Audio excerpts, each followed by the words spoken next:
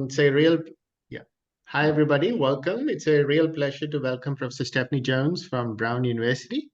Professor Jones did her bachelor's and master's in mathematics with a computer science minor in the bachelor's from Boston College. And then she did her PhD with Nancy Coppell, who is a familiar name here, in dynamical systems theory and computational neuroscience. She was then at Harvard Medical School for 10 years as postdoc and faculty, and then moved to Brown about 13 years ago. Professor Jones works closely with neurophysiologists and clinicians to build data-constrained neural models that are functionally and translationally relevant. So one thing they work on a lot is developing biophysically principled models of neural circuits that helps bridge the gap between MEG, EEG signals and their underlying network level generators. That's what she'll talk about today, this with especially the human neocortical solver, which is an open source user-friendly software tool. Professor Jones' lab also works on the impact of brain stimulation, mind-body practices on brain dynamics, and also has interests in many other areas, including perception, attention, decision-making, Parkinson's, tremor, and brain rhythms in general. So over to you, Professor Jones. If you have questions, put them in the chat and I'll interrupt and ask.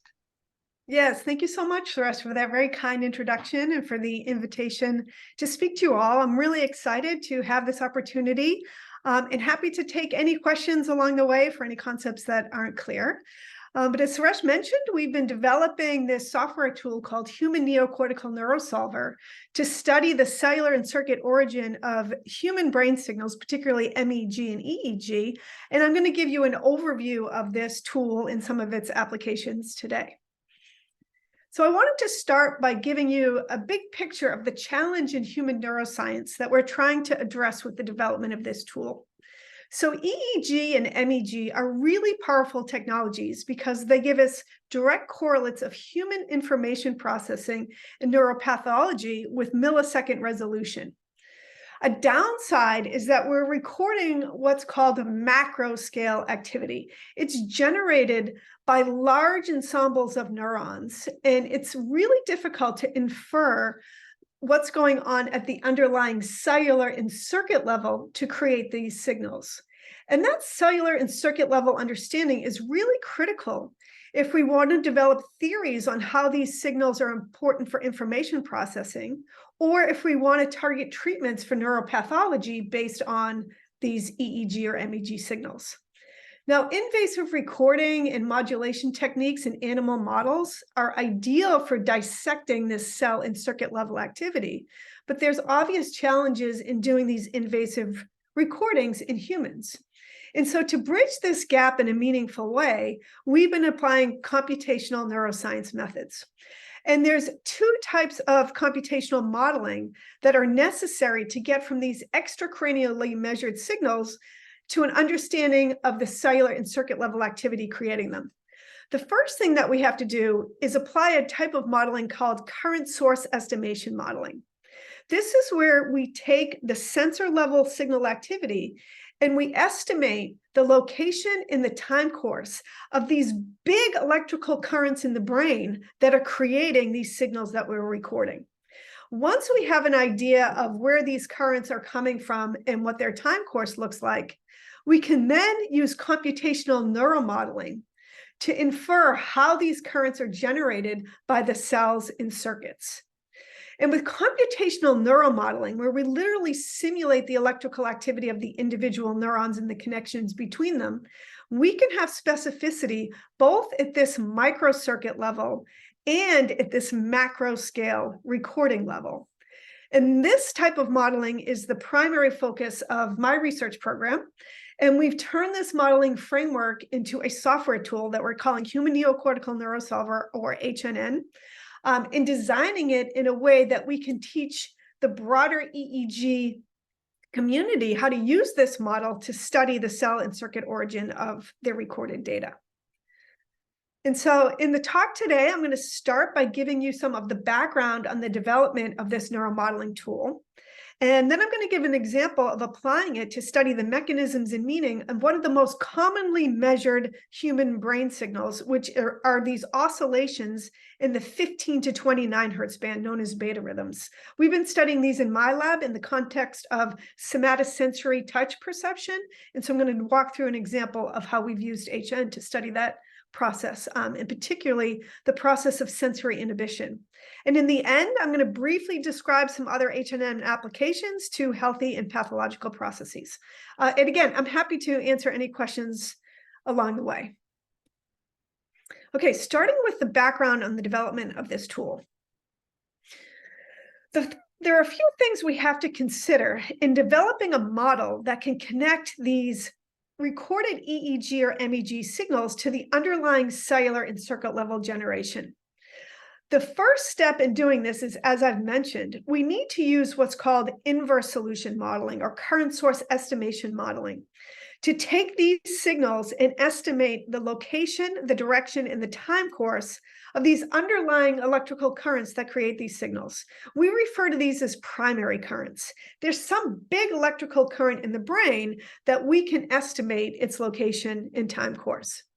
From there, we need to think about how are these big electrical currents generated by the cells in the circuits in the brain. And it's known that these electrical currents are generated by a particular type of neuron in the brain known as a pyramidal neuron. A pyramidal neuron has these long apical dendrites that span across the cortical layers, and it's the net intracellular current flow within these long and spatially aligned cortical pyramidal neuron dendrites that generate this primary current signal that we're recording with our MEG and EEG. Essentially, the pyramidal neurons in the cortex are oriented in such a way that they're aligned like telephone poles, and you get this massive electrical current across hundreds and thousands of pyramidal neurons that create this big electrical signal that can be recorded with MEG or EEG sensors, magnetic or electric sensors outside of the head. So knowing that this is where the signal comes from, there are some key features of canonical features of cortical circuitry. This is the outer layers of the brain that are creating these signals that we need to take into account if we want to build a model to study the cell and circuit origin of this signal. The first thing we have to take into account is that the cortex is a layered structure. We have these pyramidal neurons that have these long apical dendrites in both the what we call the supragranular and the infragranular layers of the cortex. These pyramidal neurons are synaptically coupled to other excitatory inhibitory neurons. And while these other neurons don't contribute directly to this recorded primary current signal, they're nonetheless important for the dynamics of this underlying neural network. The other thing that we need to consider is these cortical networks don't sit in isolation. In the awake behaving brain, they're constantly receiving input from other brain areas. And there's two primary pathways of information flow into these cortical circuits. One comes from what we refer to as the lemniscal thalamus. This is the middle structure in the brain that relays sensory information from the periphery. If I tap the finger, it comes in, it goes up through the thalamus, and then into the cortex through these cortical projection patterns. There's another pathway of information flow that comes from higher order cortical areas like prefrontal cortex directly into the supragranular layers. And then the primary current dipole, again, that we're estimating from our human data is generated just by summing this intracellular current flow across all of the pyramidal neurons in the population. And if you have this level of detail in your neural model, then the units of measure that you get out are current over distance.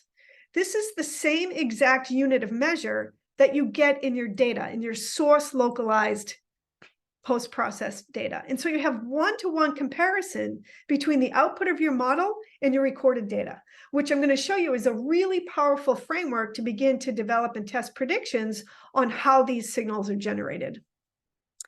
The other thing we have to keep in mind is that we know a little bit about the size of the cortical networks that contribute to this recorded data.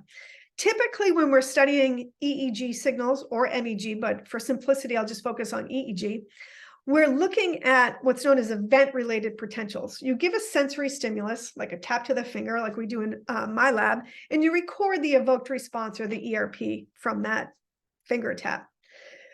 This is believed to be coming from on the order of tens of thousands of synchronously firing pyramidal neurons. The typical size of these ERPs is 10 to 100 nanoamp meters. That's current over distance again. We also tend to record these large amplitude, low frequency oscillations, alpha rhythms, beta rhythms, gamma rhythms. These are rhythms at 10 hertz, 20 hertz, 30 hertz. And again, I'm going to focus on some studies of 20 hertz rhythms today. These tend to be on the order of 100 to 1,000 nanoampere meters, and they're thought to be generated on the order of 1 million pyramidal neurons.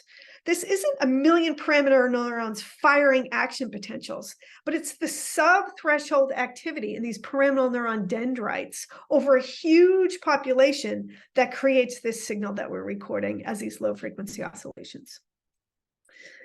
So just to give you a little bit more detail about how we build a mathematical model to simulate these signals, and I'm not going to go deep into the equations here. I think this is the only equation I have in the talk, but happy to share more math with anyone that's interested. But just to give you a sense of how this model is constructed, we do consider this a dynamical systems model. We have a bunch of coupled differential equations, and we're studying the activity of these differential equations. So we simulate the electrical activity in these pyramidal neurons using multiple compartments that are coupled together. The inhibitory neurons are simulated with these single compartments because, again, they don't contribute directly to the recorded signal, which comes from the pyramidal neuron dendrites, but they nonetheless are important for the net dynamical structure that comes out of this network. We have excitatory and inhibitory synaptic connections simulated with GABAergic and glutamatergic synaptic dynamics. And then we simulate the voltage in every compartment of the neurons with a Hodgkin-Huxley current balance equation, where you have a capacitive current equal to the sum of the ionic currents, the synaptic currents, and importantly, these axial currents that are just calculated using Rawls cable equations. And then again, we get this primary current dipole signal in nanoampere meter units, which is the same unit coming out of our data by just summing up the currents, these axial currents across the pyramidal neurons. Now, as I've mentioned, importantly, these local networks are receiving these inputs from other parts of the brain. We don't explicitly model the whole brain. Instead, what we do is we simulate trains of action potentials that activate synapses, postsynaptic synapses in the local network, and what we call a feed-forward or a feedback projection pattern, also referred to as proximal drive or distal drive, because this input effectively hits the proximal dendrites of these pyramidal neurons, and this input effectively hits the distal dendrites of these pyramidal neurons. And so in practice, we generate these trains of action potentials in predefined patterns that we control, and we examine how these inputs activate the local dynamics and create these current flows up and down the pyramidal neuron dendrites. So for example, if we have a feed-forward proximal drive, this will come in, it will activate excitatory synapses, and it can drive current flow up these pyramidal neuron dendrites to create an upward deflecting signal. If we have a feedback distal drive, that will activate synapses to drive current flow down the dendrites and create a downward deflecting signal. And it's the interaction of these drives with the local network dynamics that create this signal that we're correlating with our human data. Okay, so that's a reduced schematic of the network. The full network represents a local patch of neocortex. And so it's a localized brain area. We have a scalable number of pyramidal neurons and interneurons in the supragranular and infragranular layers in a 3-to-1 ratio, which is the ratio of excitatory and inhibitory cells in the cortex. And we're explicitly designing our software with workflows to study some of the most commonly measured EEG signals, including these event-related potentials in low-frequency brain rhythms, as I've mentioned. Now, this is a large-scale neural model. There's thousands of differential equations, even more parameters. It's all open source. There's access to it on GitHub. But unless you have a lot of experience building and working with computational neural models, this can be a really challenging model to deal with. And so to try to make this accessible to the broad EEG and MEG user community, what we've done is we've embedded this model in a graphical user interface.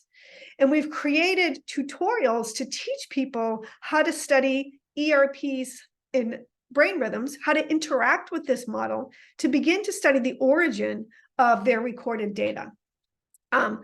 It is developed in Python, a particular package called Neuron that has a Python wrapper, and we're using best practices in open source software design to try to encourage community engagement in the development and sharing of this model. So if any of you are computationally savvy and want to check it out, please do. There's a lot of open issues that we'd love you to contribute to. So when you start HNN, this is the graphical user interface that opens, and you can see the underlying model. And importantly, these pathways of drive to the model that are going to be important for your simulation experiment. Okay. So that's the background. That's what the model is. Now I'm going to go into giving you an example of how we have used this model in my lab to study somatosensory perception, and in particular, how these low-frequency beta rhythms are involved in sensory inhibition. Okay, so in my lab, we've been studying somatosensory perception. We've been doing these very, very boring experiments where you give the subject a very brief tap to the finger that we keep at a perceptual threshold. And we ask them, did you feel that tap or did you not feel that tap? And then we look at the brain dynamics on trials where they felt it or didn't feel it to look at correlates of perception. And so what I'm showing you here is this is actually MEG data, but it looks very similar from EEG. When we're recording from the hand area of S1, so we take our sensor level signals, we isolate the contribution from the hand area of S1. And when the subject is just sitting there waiting for the tap to their finger at time 0, you see this large amplitude, low frequency oscillation. If you put a frequency filter on this signal, this is a standard wavelet analysis, you can see that this signal has a very strong component in 15 to 29 hertz band that we call the beta band. But at any point in time, the expression of this beta rhythm is changing.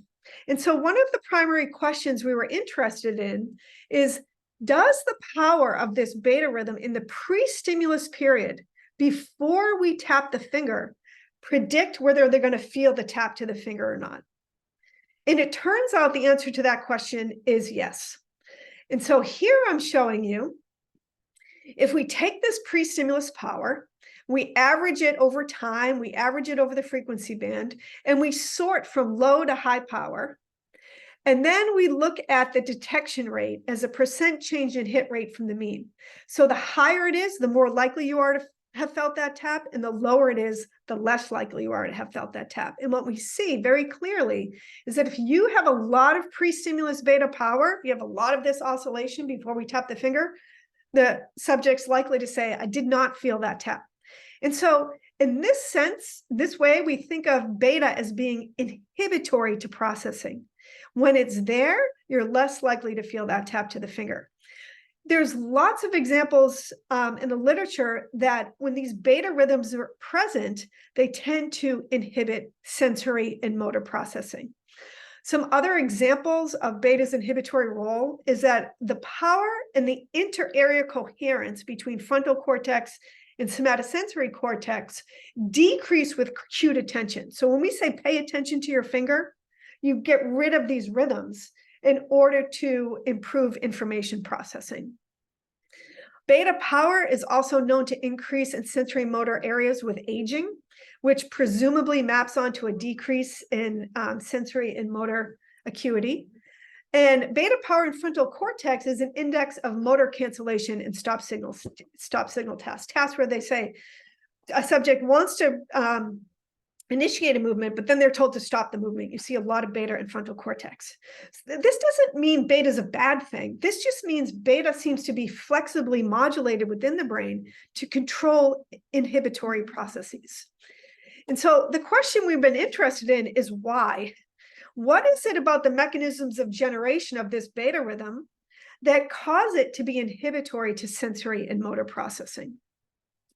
And so to study this question, we're going to use our computational neural modeling framework in HNN. But before we do that, we have to understand a little bit better what it is in our data that we're trying to understand. What I've shown you so far is average data. We're averaging across subjects, trials, frequency bands, and then we're looking at the statistics of how it impacts perception on average. But the brain isn't averaging. On any trial where I tap the finger, you either are in a beta state or you're not in a beta state. And so we wanted to first understand, what does this beta rhythm look like in on average data? That's what we want to be recapitulating with our modeling framework. Once we know what it looks like, we can ask the question, well, what features are contributing to these functionally relevant differences in average power? If I have more power, I don't feel it. How is that reflected in the unaveraged signal? Then, once I know what I'm modeling, I can turn to my model and study what are the circuit mechanisms underlying these quantified differences. And finally, I can ask the question, well, how do those mechanisms translate to inhibited function? If I have more power, I don't feel the tap to the finger. And the punchline that I'm going to get to by answering all these questions is that using this modeling framework and keeping it closely constrained to the data, we came up with a new theory on the circuit level dynamics that creates these beta oscillations and predicts that beta is decreasing the salience of this sensory input via layer-specific recruitment of inhibitory neurons. And this inhibition is decreasing the relay of information out of somatosensory cortex. So again, what I'm going to get to is in the somatosensory cortex, when you have this beta rhythm, you are recruiting a lot of inhibitory neurons. If you have a lot of inhibition in that circuit, and then you try to get a finger input in there, it can't get in. And so if it doesn't get in, it doesn't get to the rest of the brain. The subject says, I didn't feel the tap to the finger. And so that's the story that I'm going to walk you through now. So what does beta look like in on average data? Surprisingly, before we did this, most of the literature was just looking at average signals because that's where you get your statistical power. But what we did is, because we wanted to model this signal, we wanted to know what is its signature on average data. And what we found out is that on single trials, these beta oscillations are very transient in time. They typically last less than 100 milliseconds. And so what I'm showing you here is just 10 example trials of this pre-stimulus period before we tap the finger. This is the time domain signal. This is the frequency domain signal. And if you average these trials, averaging in the spectral domain, all of these signals are positive, right? And so if I average this, they just accumulate without cancellation. And that accumulation gives me this false sense that there's this continuous oscillation. But in fact, on individual trials, there may be a beta event. We call these beta events. There may be one, there may be not. And so we started to look more closely and quantify what are the properties of these beta events? How often do they occur? What's their power? What's their duration? And we did this both in human data and also in mouse local field potential data, because part of what we want to know is this a conserved phenomena across species? And in collaboration with Professor Chris Moore at Brown, we've been doing work looking at the expression of beta in the primary somatosensory cortex of mice. And so in the Moore lab, they're doing very similar experiments to us. We're doing finger taps in the human, they're doing vibrisca whisker taps in the mouse. And the first thing we asked is, well, what do the beta rhythms look like in the mouse somatosensory cortex? And this is using local field potential recordings. And we quantified things like, well, how many events are there in a 1 second period? What's the power of those events? How long do they last? And what's their frequency span within this 15 to 29 hertz range? And what we found was remarkable homology across different recording modalities in different species in these beta events. We also saw that these beta events have a very stereotypical waveform shape.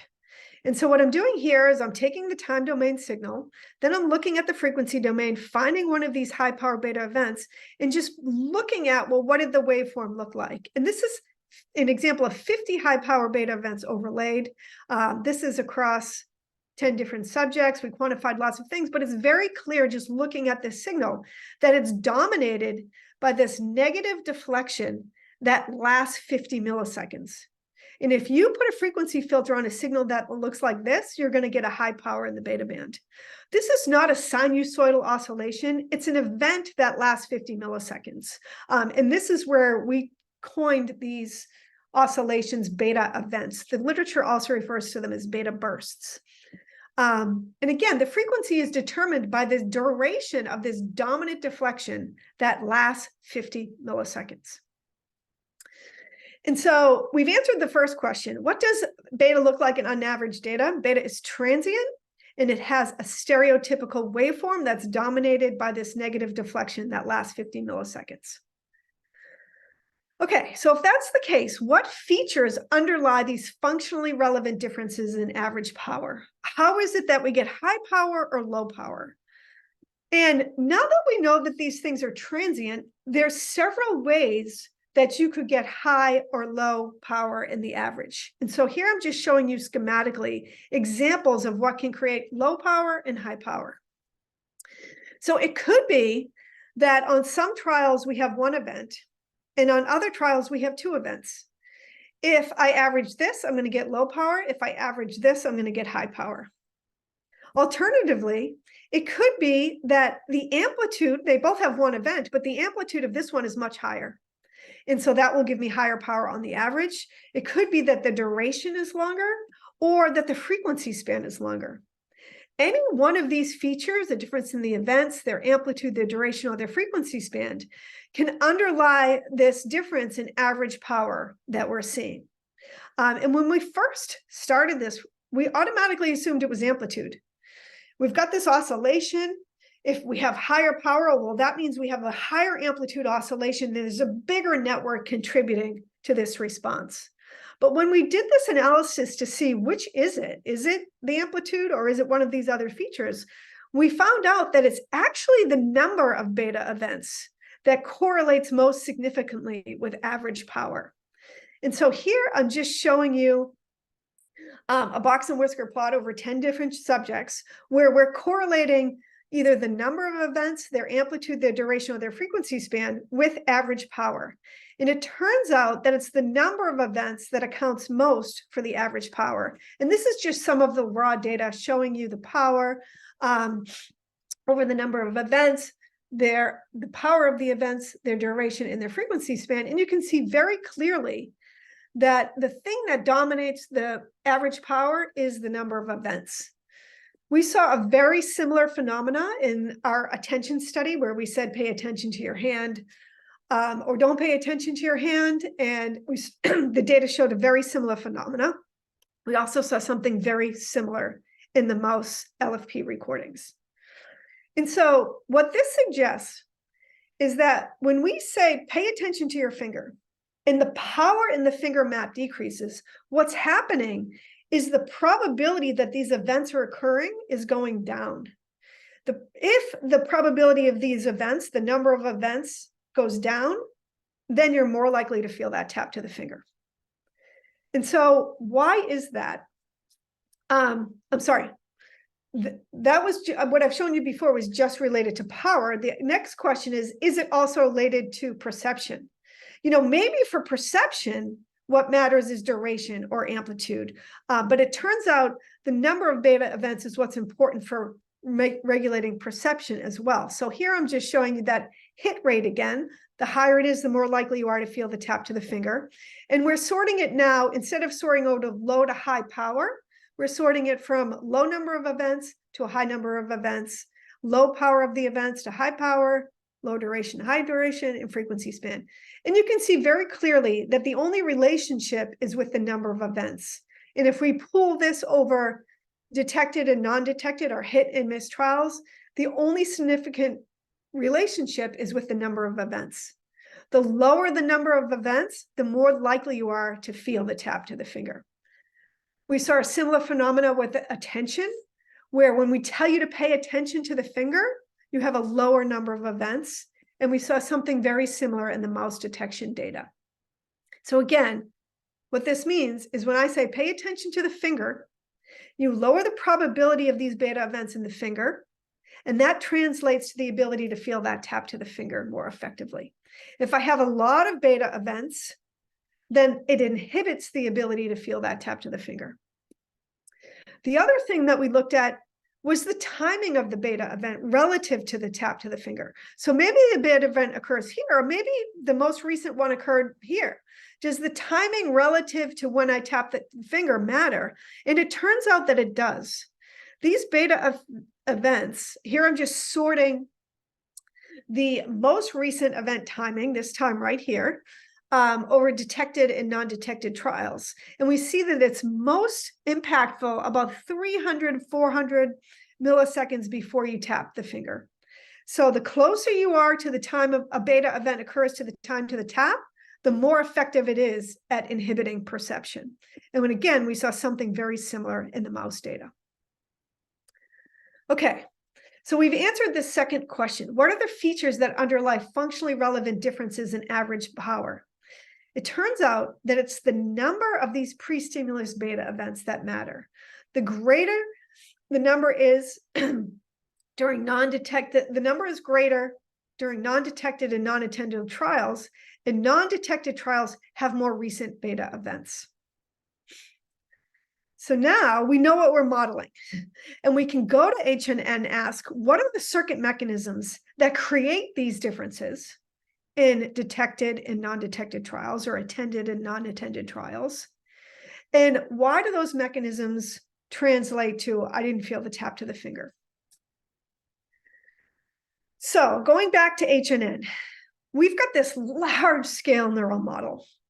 It has thousands of equations, thousands of parameters. How do we constrain this madness to try to understand how a signal that looks like this comes about? And again, this is what we're trying to create in the model. These are our nanoampere meter measured signals. We have this deflection that lasts 50 milliseconds. Well, there is a method to the madness in working with these large-scale neural models. We don't try to estimate everything at once. That's impossible. We don't even have mathematics to provide that estimation at this point in time.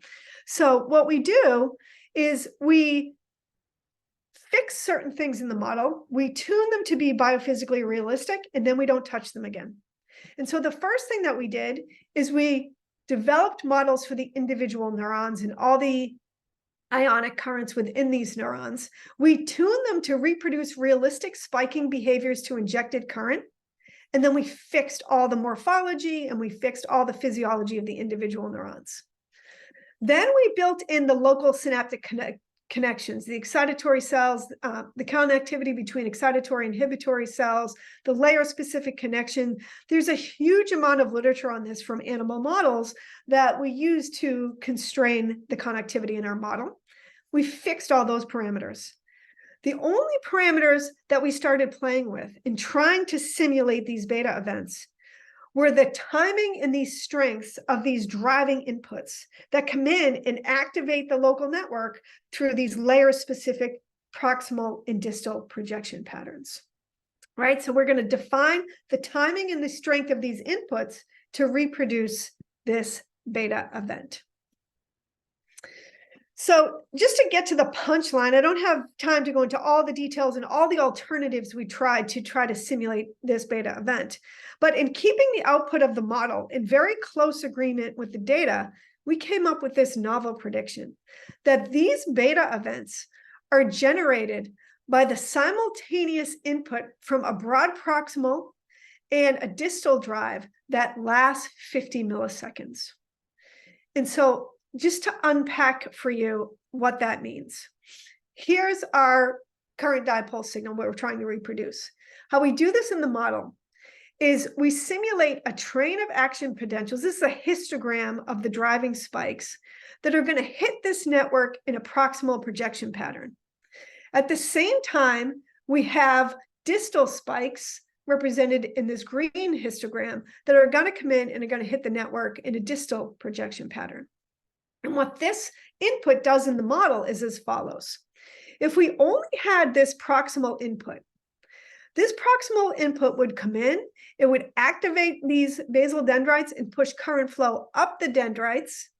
And because it lasts about 100 milliseconds, the current would go up for about 100 milliseconds, and we just get one upward deflecting peak. But at the same time, we have this strong distal input. This distal input comes in, it breaks that upward current flow and creates this downward deflecting signal that lasts 50 milliseconds. Because this input lasts 50 milliseconds, and it's strong enough to break that upward current flow. This is a prediction that just came out of the model by trying to keep the model of the output in close agreement with the data. Because it's a detailed model, we could go in and we could test these predictions with invasive recordings.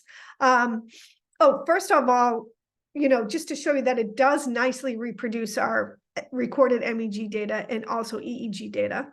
But then we went in with laminar recordings in both mice and monkeys to try to find some support for this model-derived prediction. And in fact, we did find some initial validation that supports this prediction coming out of the model. More recently, there's a technique to do layer-resolved laminar resolution MEG in humans, and that again supported the predictions that were coming out of the model. So one of the key things about this model is it has enough detail so that you can predict, you can go in and test some of the predictions and validate that are coming out of the model. And you can also adapt the model as we get new information from in-vis recordings in mice and non-human primates. Okay, so we have this prediction. What are the circuit mechanisms underlying these functionally relevant differences in average power? Well, these beta events are coming from a broad proximal drive that's simultaneous with a distal drive that lasts 50 milliseconds. That is the model predicted mechanism to create beta. So why is it that this mechanism, when it's there, translates to inhibited perception? So to study this question, we look at the tactile evoked response. And we ask the question, how do these ongoing events impact the expression of this evoked response? And so what I'm showing you on the left here is the tactile evoked response from the hand area of S1. So time 0 is when we hit the finger. Before that, we either have beta events or we don't. And so we've sorted this evoked response two ways. One, in the light traces, is when we don't have a beta event or we do have a beta event. In the dark traces, we instead sort it on detected versus non-detected trials. And you see that when we do have a beta event, we tend to start lower, we have a wider peak here, we have a shallower rise. There are some very quantifiable features, and they match almost identically the features that we see on non-detected trials. This close agreement suggests that there's some kind of causal relationship between having a beta event and what the evoked response is going to look like. There's some causal interaction between this ongoing expression of beta and the filtering of that incoming tactile input. So we can go into the model and ask, how do these beta events influence the evoked response like this? And again, if they do, why does this correspond to, I didn't feel the tap to the finger, non-detected trials? And so what we did in the model is we have a way to simulate the evoked response. I haven't gone over that yet, but I'm going to in the next slide. You also now know that we have a way to simulate these beta events. And so what we did in the model is we put them together. We simulate a beta event, and we simulate an evoked response together with it, and we ask, can the model reproduce what our data is showing us? And if the model can reproduce it, then we can go into the circuit and we can make predictions about why does this correspond to, I didn't feel the tap to the finger. Okay, so in order to put these things together, I next have to show you how we simulate the evoked response.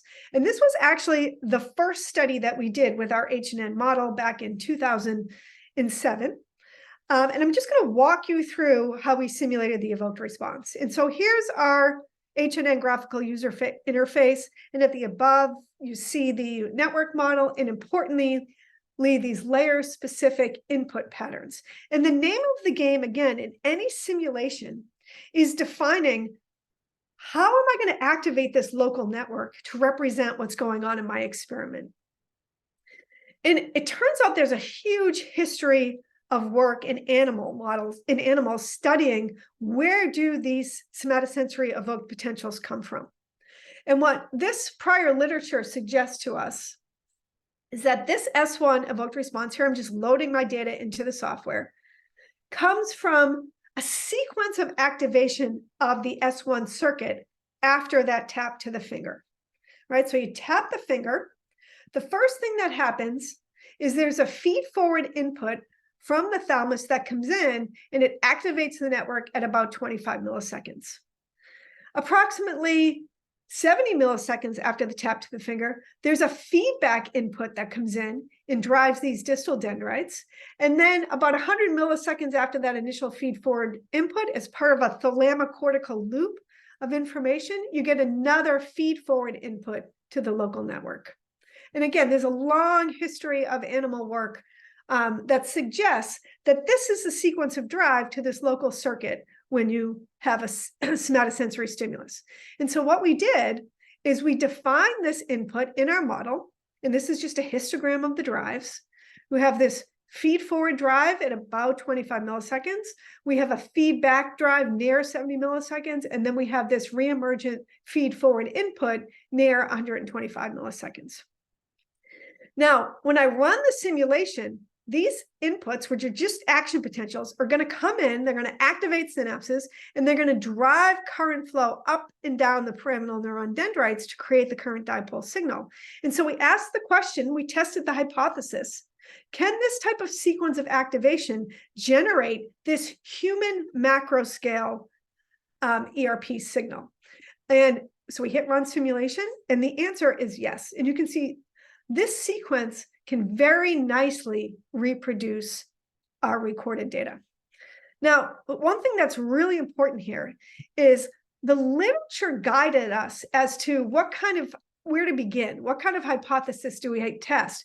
But then we had to spend a lot of time tuning and estimating the timing of these inputs, the strength of the input to the different cell types and the different layers in order to get an accurate representation of this signal.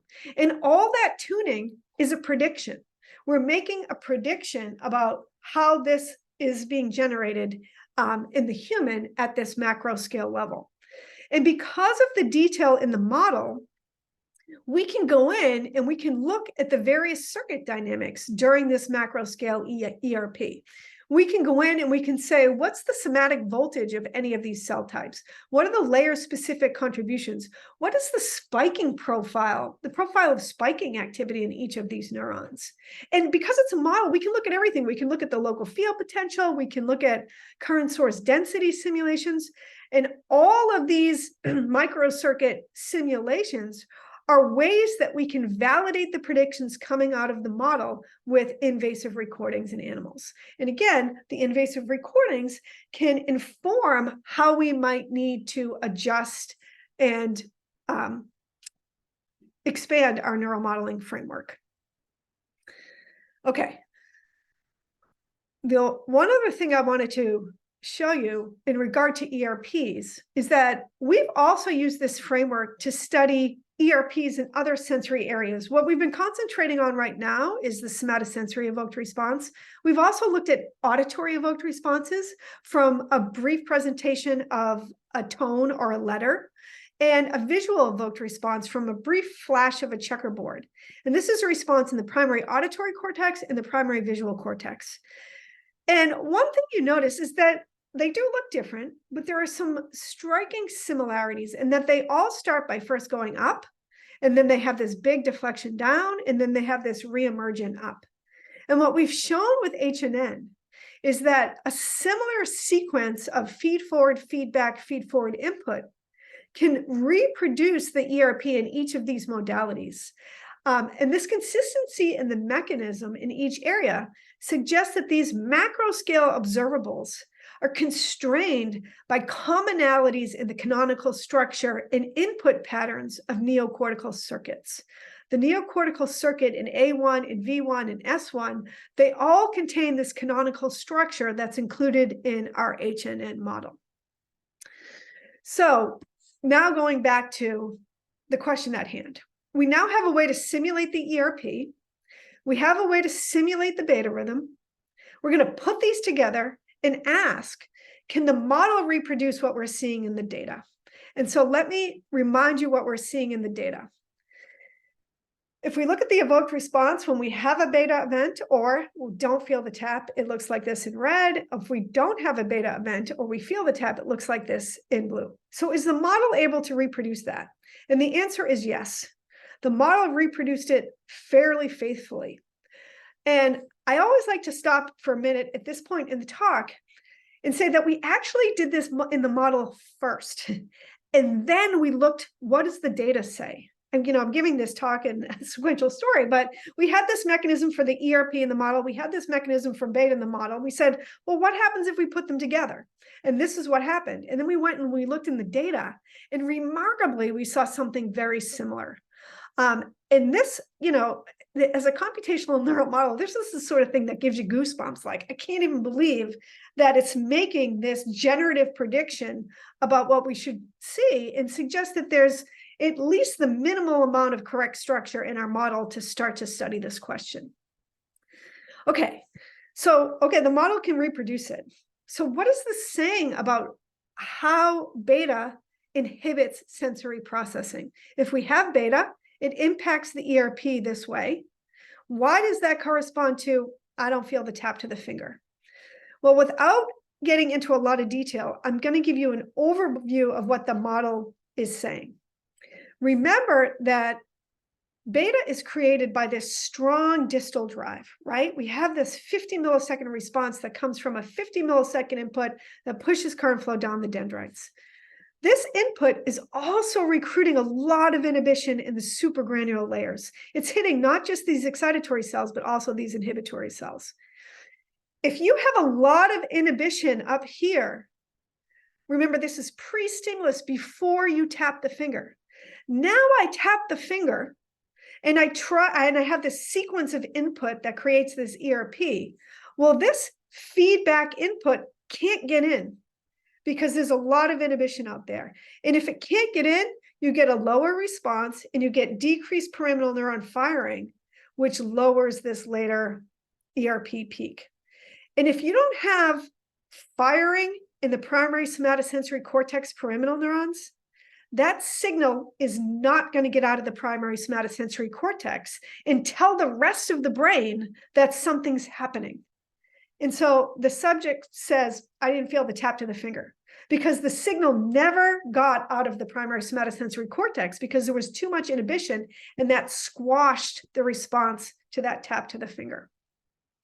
We can go into the model and look in more detail at the activity of the individual cells. These are the different pyramidal neurons and inhibitory neurons in each of the layers. This is a histogram overlaid with that macro scale ERP. You can see when we have a beta event and we simulate a tap to the finger, that tap to the finger is this feed forward, feedback, feed forward input. But if I have pre-stimulus inhibition and I simulate that tap, I get no response in the cortical network.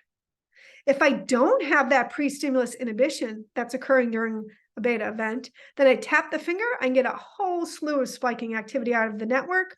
All of this activity is going to be relayed to higher order cortex, and the subject was going to say, I felt it. So that is our current theory about how these beta rhythms inhibit processing. The prediction is beta is decreasing the salience of sensory input via the recruitment of this supragranular inhibition. And if you have a lot of inhibition, that's going to decrease the relay of this sensory information from the primary somatosensory cortex to higher order cortical areas. Now, this is a prediction that we're doing some testing of in collaboration with my colleague, Chris Moore at Brown. It fits with a lot of the literature about connectivity within thalamocortical circuits, but it is still a model-derived prediction that we're trying to validate at this point in time.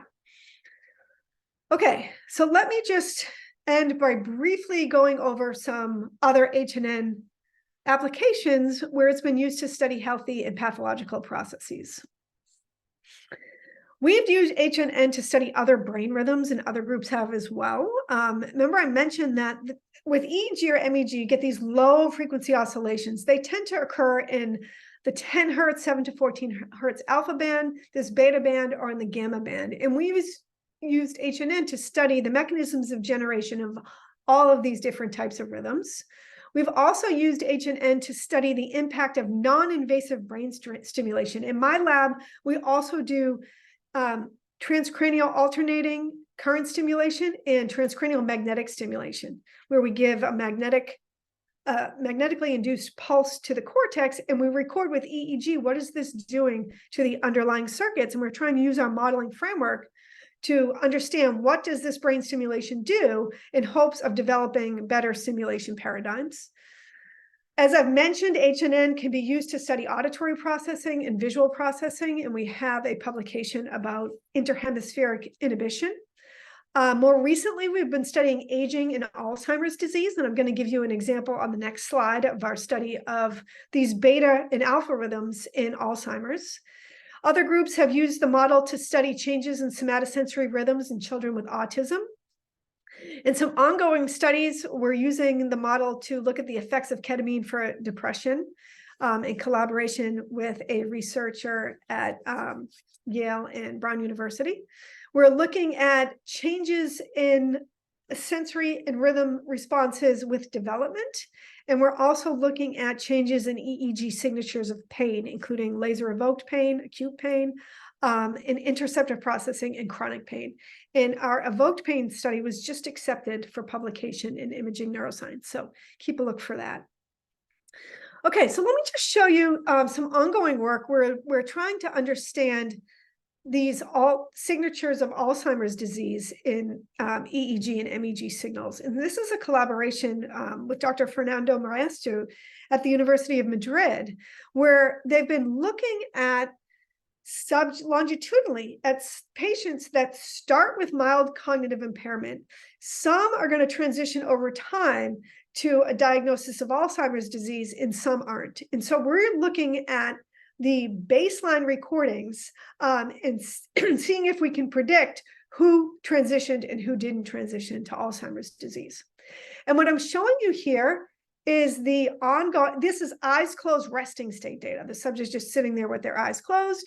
And we're looking at a signal in the anterior cingulate.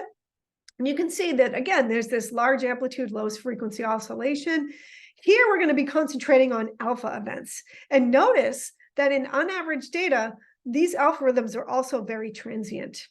The other thing we've seen is that they have a stereotypical waveform shape. It looks similar to our beta, but it has some side tails and it has different duration. And we've looked at, oh, I'm sorry, I don't have the labels here. Is there anything in this waveform shape that's different in subjects that are going to convert to Alzheimer's disease, these ones in red, versus those that don't convert in blue? And we're seeing some initial signature differences in these waveform shapes that are predictive of who's going to transition to Alzheimer's. And so now we can go into our model and we can say, well, what are the circuit mechanisms that are underlying these differences in waveform shape that we're seeing? And so here I'm showing you the same data. This is the MEG data in subjects that convert or don't convert to Alzheimer's disease. And this is our H&N simulation. And you can see, again, we have this one-to-one correspondence between the output of our model and our source localized data. And we can begin to test theories about how these differences are coming about in this local circuit. And this is just a more detailed examination of where these differences in our H&N simulation are coming from. And what we're seeing here is it's thought that there's this hyper excitability in the subjects that are going to convert to Alzheimer's disease. And so in our model, we tested the hypothesis that this could come from a change in the local inhibition and a change in the conduction speed of these driving inputs to the local network.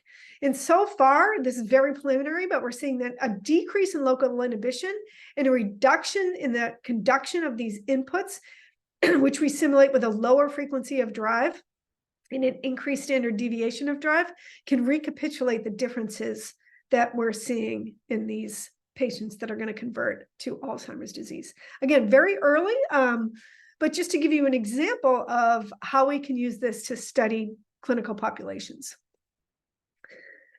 Okay, so to conclude, HNN's foundation is a neocortical model on the thalamocortical and cortical drive that simulates the primary currents underlying EEG and MEG signals based on their biophysical origin. We've embedded it in this user-friendly graphical user interface, and we're designing tutorials to teach the community how to begin to study ERPs and low-frequency brain rhythms based on our prior published work. We have a detailed website. I encourage you to follow us on Twitter if you're interested in hearing more about HNN applications and development. HNN combined with MEG and invasive recording revealed a novel mechanism and meaning for these transient neocortical beta rhythms that suggests that beta is decreasing the salience of sensory input via the recruitment of supragranular inhibition. And hopefully I've shown you that HNN can be applied to uncover circuit mechanisms underlying EEG and MEG correlates of healthy and neurophysiological processing. And ultimately, our goal is to help aid in the development of new treatments, whether through pharmacology or through things like non-invasive brain stimulation. So with that, I just want to, of course, thank my collaborators. I have an amazing lab at Brown, and everybody has contributed to this work in a meaningful way. HNN is being developed by a large network of researchers at different institutes, including Brown and Mass General and Yale. And now there's community development from all over the world. And we have a lot of collaborations with clinicians and animal electrophysiologists, and I'm just extremely grateful to have the opportunity to do this really translational research. And so with that, I'm going to leave you with my conclusions, and I'm happy to take any questions. Thank you very much for that fascinating talk. Are there questions? Anybody wants to see the math, it's all open source. So go check out the equations. You can put them in the chat, raise your hand, or just unmute yourself and ask. In the meantime, I have several, so I'll ask one. I was trying to understand. So the beta event that's 50 milliseconds, is that 50 milliseconds pertinent, or is just a correlate? It's acting as a marker for the inhibition and recruitment that is actually doing the work, but it so happens that the structure is reflecting itself in a 50 millisecond event? Yeah, that's a really good question. All we can say right now is that there's something that creates a process that lasts 50 milliseconds. Excuse me. And it's recruiting in a slow inhibition that has a time scale of about 300 milliseconds that seems to be important for perception. Whether the 50 milliseconds itself is important for anything, we don't know the answer to that yet. And you'd have to somehow manipulate how long it lasts, how long these bursts are. It seems to also be tied to the time constant of intracellular calcium. And so how important, again, the 50 milliseconds is in relation to calcium is another open question. At this point, we don't know why 50 milliseconds is the only answer. Yeah, I just had a quick follow-up, and then Andre, you can ask. So is the fact that it's the same in mouse and human, does this mean there's some normalization of these parameters? Because I guess they're bigger brains, everything is different. So is it something like it stays at 50 because things are getting divided out? Yeah, we've done some simulations. So we've adjusted the length of these pyramidal neuron dendrites to represent human. But we've done some experiments where we shrink the length of the dendrites. It makes a very, very minute difference because the time constant's coming from the time constant of the synapse. And that time constant is conserved in humans and mice. And so it doesn't make, the length itself doesn't make much of a difference. The biophysics of the neurons were really based on mouse work. They're accounting fairly well for the human signal. But again, how much the finer details across species matters is a wide open question and something we're hoping to look further at with modeling. Andre, your question? Yes. So thanks for the great talk. I'm wondering if this is a one-size-fits-all theory for rhythm events, like in the gamma world, there are also, gamma bursts and beta bursts. In the gamma world, they often talk about just the natural occurrence of these gamma bursts just by the random fluctuations of the gamma activity, rather than a more mechanistic, construction of them. So I wonder if you could comment about that.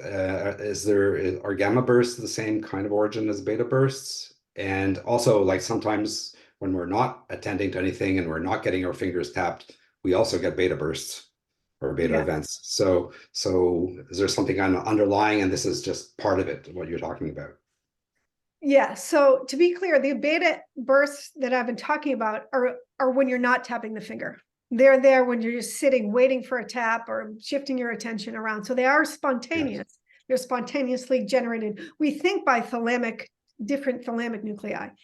And that's we're testing that further now as well. In regard to gamma rhythms tend to be much smaller scale. And unlike these big sub-threshold oscillations over like 1 million pyramidal neurons, it's thought that they're generated by more local circuits from excitatory inhibitory synaptic time constants in local circuits. And so we've done some modeling. We don't see a lot of gamma outside of the head in our data. And so it hasn't been a big focus of what we've studied so far, but we have used our model to simulate these canonical gamma mechanisms. I don't know if you've heard of PING, pyramidal interneuron gamma. Yeah. So we've done studies where we've looked at, well, let's simulate PING. What would that look like in the current dipole? How does that look different than if we give a burst of input to create a gamma oscillation? Are there signatures in this signal that might help us infer, was it PING or was it drive or was it something else? And so we do have some tutorials on our website, examining, just like I said, in some publications, and we haven't yet looked at any data because we just don't have a lot of gamma outside of the head in our recordings. Right. Okay. But I do think it's different. Is the sorry? Answer is I do think it's different. I think, and these PING mechanisms are very different than these sub-threshold thalamic bursts. Right. Just from work that we did, we can actually just do PING mechanisms with noise-driven gamma rhythms, and you can see the statistics show up at the right mean interval between bursts and so on. So, but I'm curious as to whether there's a bigger construct behind it. I have another question, but I'll let Leon talk first. Thanks. So question from Benjamin first, and then we can go to Leon, students first. Benjamin is asking a question about the software development side, whether you can recommend any resources for learning best practices for effective development of open source research software. So we have contributing guidelines on our website that kind of walk through how you contribute to open source software. And there is a process of, pushing and pull requests and review of code and all of that. But yeah, I encourage you to look at the contributing guidelines on our website or on other open source websites. They all have contributing guidelines, and ours are, mimicking others. So like M&E Python is one of a very well supported open source software. Fantastic. Leon, over to you. Thanks. So that was really fascinating. Too bad we're not all in the same room and can sit down and discuss it for a long time. Just a technical question first. I'll try to ask two maybe. When you're doing the simulation, where in space is what you're simulating relative to where the neurons are? Yeah, the assumption is you have, let me just go back. Let me see if I can. Yeah, the assumption is the network that you're simulating is located in the area of your source localized signal. So if I'm looking at a signal from this brain area, the assumption is these neurons are sitting right there. Does that answer your question? No, but don't you have to take into account the physical location of the neurons relative to the physical location of where your simulated EEG signal is, and the capacitance of the medium and so forth. I didn't hear you mention that, and I don't know if that's important or not. Oh, yes, it is. And I understand what you're asking me now, I think. So let me go back. I guess I can do it this way a little faster. So this, oh, sorry, I'm almost there. This slide here. This is really important. This first step of the inverse method is doing all of that for us. So we're working with a signal that the propagation through the skull and the spinal fluid and the medium has already been accounted for, and we've estimated a source localized signal. So we are assuming that the signal that we're studying has already been localized. We know where it's coming from. We know its orientation across the cortical layers. We know its time course. That's all done in this first step, this inverse solution step. And now we just have a signal. Okay, and let me just ask one other thing quickly. When I'm not in this field, but when I hear about beta rhythm and alpha rhythm and so forth, I assume there's some kind of oscillation. Yeah. And when I think of an oscillation, I either think of a pacemaker or some kind of network as generating it. Yeah. What it seemed to me when you were simulating the beta bursts was you were just getting that from the sequence of inputs at two different physical locations, rather than having anything that's actually oscillating. Is that, did I understand correctly? You absolutely understood correctly, yes. And, you know, that was one of the most surprising things to us when we started to look at this data more closely, right? Is that this high power activity is not coming from this continuous oscillatory thing. But one thing to keep in mind is, you know, I'm talking about an individual beta event. There's lots of other things going on in time. And so it may be that there's, you know, the thalamus, when we first started studying beta, we studied it as part of this alpha beta complex. You get alpha, you get beta, you get alpha. And the way that we did that was we actually had the thalamus going at alpha. So we did have a rhythmic thing. We had these bursts every 100 milliseconds. Sometimes the bursts come in and they're at the same time. When that happens, you get a beta. But on another cycle of the oscillation, this 10 hertz oscillation, they might come in a little different. And if they come in a little different in time, you get an alpha. And so it's the stochastic nature of this rhythm that creates this. Sometimes you see alpha, sometimes you see beta. If they always came in at the same time and you did it at 10 hertz, you'd see beta embedded on an alpha because these beta bursts would come every 100 milliseconds. In practice, in our data, these beta bursts actually seem to have about a 250 millisecond inner burst interval. They tend to be locked to a theta, which is interesting. And we really don't have anything mechanistically concrete about that yet. This is just what we observe in our data. Okay. So one last question. Maybe Andre, you had a short question, if you have one. Yes, sure. So maybe this is more into the weeds, but the feedback and the proximal input were both excitatory, as I understood from your model, right? So they would both lead to increased firing activity of the pyramidal cell. But I missed the connection for why you say that the beta is producing the inhibition. Is the inhibition through VIP neurons or some other things that's there? And because, you know, is the feedback causing increased firing rate, or is there inhibition that would not produce increased firing rate? So which is it? Yeah, so importantly, maybe this isn't the best. Let me find better figure. This one maybe. We do have inhibitory neurons, right? Okay. And these are inhibiting these pyramidal neurons very strongly. And so these inputs come in, they hit not just the pyramidal neurons, but also the inhibitory neurons. And so it's kind of like, well, who wins? You're going to drive this one faster or that one faster. And if you get this one, you're going to shut everything down. Okay. So that's where the inhibition comes in.